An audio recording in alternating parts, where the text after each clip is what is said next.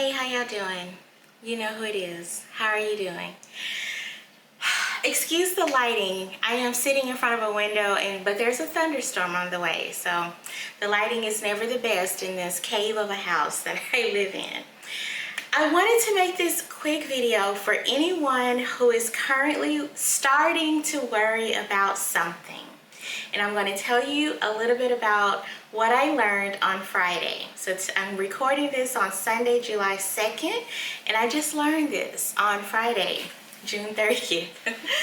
So on Friday, June 30th, I received some news related to my job that caused me to immediately start to worry. And I have talked to my therapist in the past about my tendency to worry, and she has a name for what I do, but I cannot recall the name. But it's basically you start with one thing that happened, and it can be something small, it can be something kind of medium, but it's definitely not something that is like you have to solve right now. It's not something huge.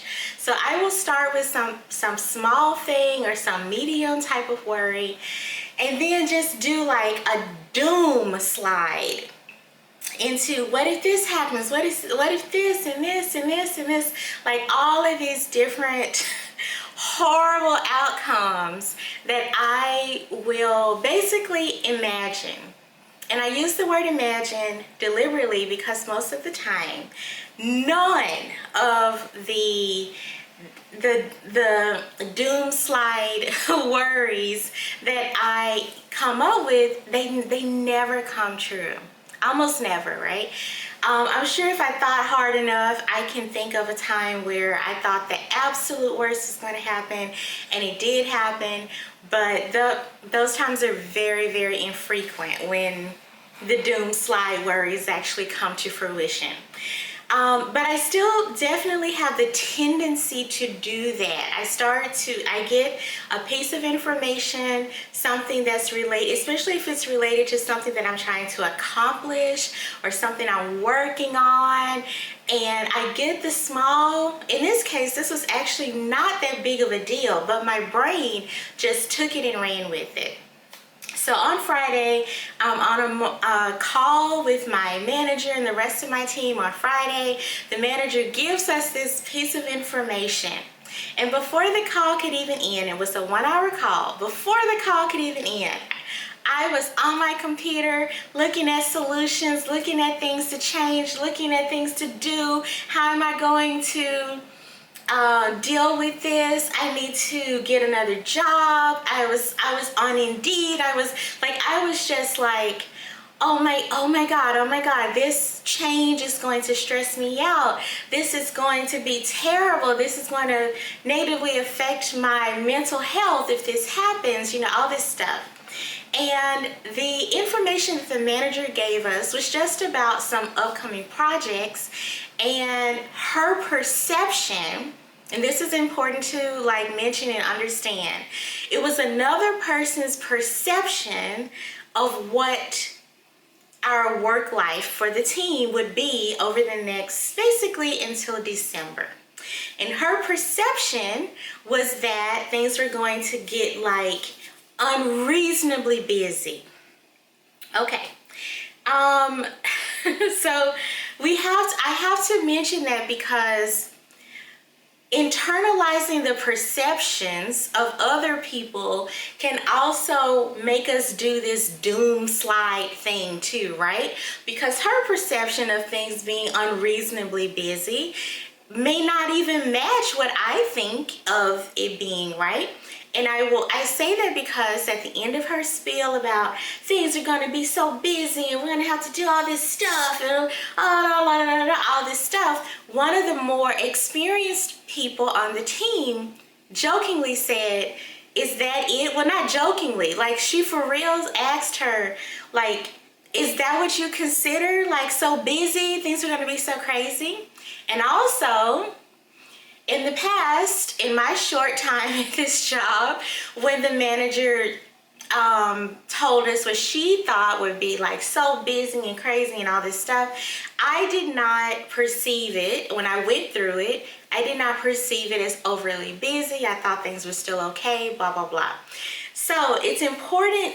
Two things are important. One, it's important not to internalize the worries and the anxieties of other people, especially if you know, if you're dealing with people who are kind of naturally anxious, like I can be sometimes. I've gotten to the point where I am much better at not showing that to other people, so that way they don't even have an opportunity to internalize it. But that's very important. Number one, try not to internalize the anxieties of other people. Doing that will help you avoid this doom, these doom thoughts, this doom slide of anxiety and anxious, anxiety-induced thoughts. Number two, now you know we got to talk about you, right? We're talking about me, but we're really talking about you too, right? Number two is that catch yourself. That's the point of this video that I wanted to share with you. I can't tell you not to do it. I will say, try to practice becoming more aware. Try to practice catching yourself when you start to manufacture those doom thoughts, right? So number one is not internalizing the doom slide thoughts of other people, the anxieties of other people. And number two is to practice, and that's truly what it is, because you're not going to wake up tomorrow having watched this video and be like, oh, I know how not to do this anymore. I'm never going to do this again. But number two is to practice becoming more aware of when you are starting to doom slide into all of the negative thoughts. So I took a piece of information that was about perceived busyness at work. I am continuing to work very hard on, loosely we can call it, protecting my peace when it comes to work, and making sure that I have a good balance in my life, you know, with like the things that I do for money versus the things that I do for fun and creativity. So my worry was that my job, which I need to pay bills and stuff, you know how it is, that my job would start to make it harder for me. I would have to expend more energy in order to protect my peace. But I took that piece of information knowing full well, in reality and in practice, I have gotten so good at protecting my own peace. Like, this shouldn't even be a concern, really. I have years of proof where I have navigated situations at jobs, and I've been able to successfully and continuously protect my peace. So why did I allow this piece of information, this small to medium piece of information, to kick my ass down the doom slide of thoughts and just go to the worst possible place? I don't know. I can't tell you the answer to that. I haven't gotten there yet. I have to journal about it. I have to think about it. I don't know the why, but I do know that I was able to catch myself. I was able to become aware of what I was doing. Like, immediately I was on that computer like, oh, I have to find another job. I have to do something else. What am I going to cut out of my budget in case I quit this job, and like all this stuff. I caught myself, though, not immediately, because I'm a human being and I'm practicing this, but I was able, I'm very happy to share this with you. I was able to catch myself and pivot, like that meme from the people on the Friends show where he's pivot, and they're doing something with a couch or something, whatever. I was able to pivot my reaction, my behavior, after I realized what I was doing. The awareness, man, when you become more aware of your triggers and like just who you are mentally, your life gets so much easier. It gets easier, I promise. Awareness, highly recommended. I became aware of what I was doing basically to myself, because I'm working with information that is not like things that are not even coming into fruition yet. I was working on the perception of another person. I was working on my imagination. That stuff isn't real. It's not even happening yet. Why are you freaking out? So I was able to pivot, and I knew that I needed to make another choice, because I knew that if I just sat with this worry all weekend, basically, or even for the rest of the day, that I would just be worried. And so I called a friend. And that's kind of a new thing for me too. Like, I am not that great at reaching out when I need help, when I think the problem is not significant enough. Like, if I am about to be homeless for some reason, then yes, I will probably call for help.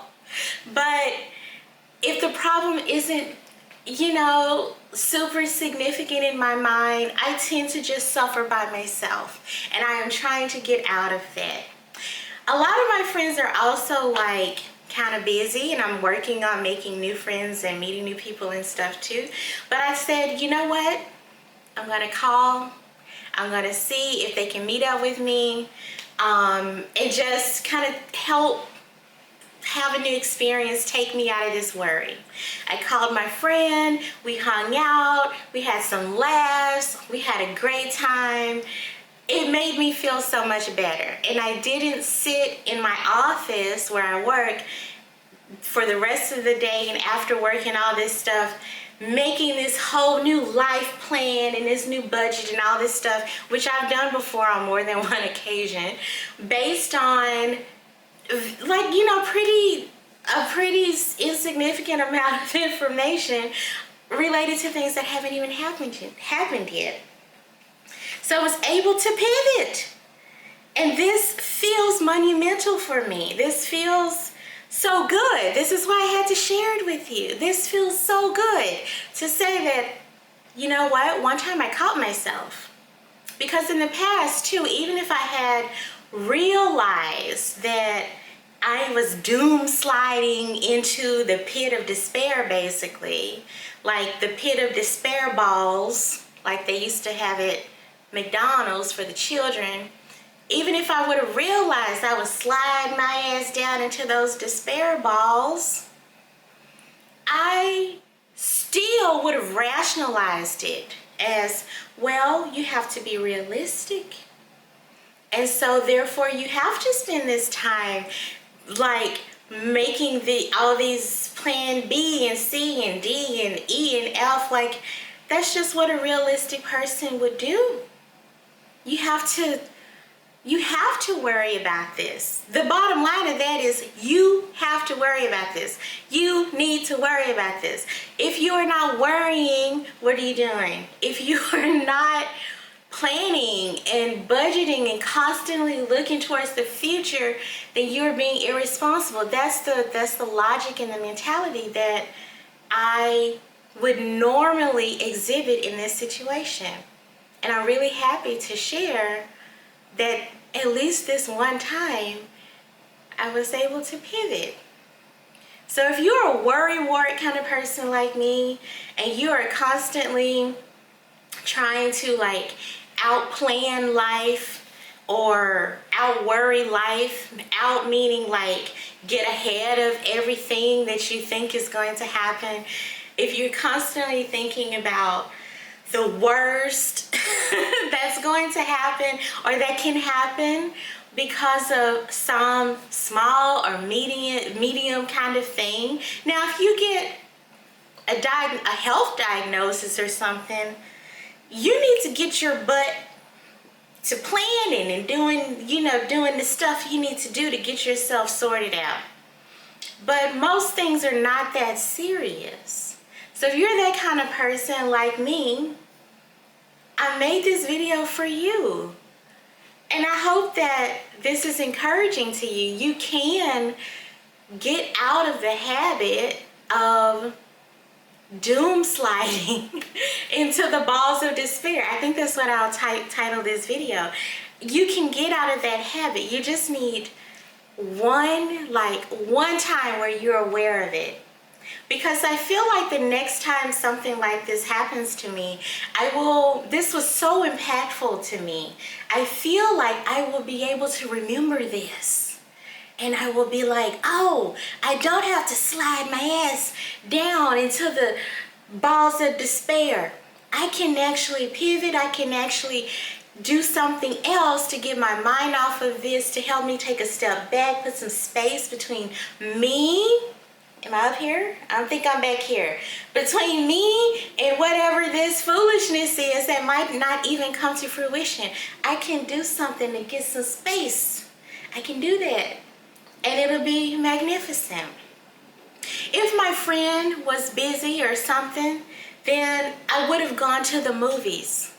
I would have done something else to give me some mental stimulation, to give me a little bit of an escape. And for me, I love to go to the movies. I love to go to the museum. I like to do things that entertain my visual intake, because those things really help me to kind of get out of my brain and my mind.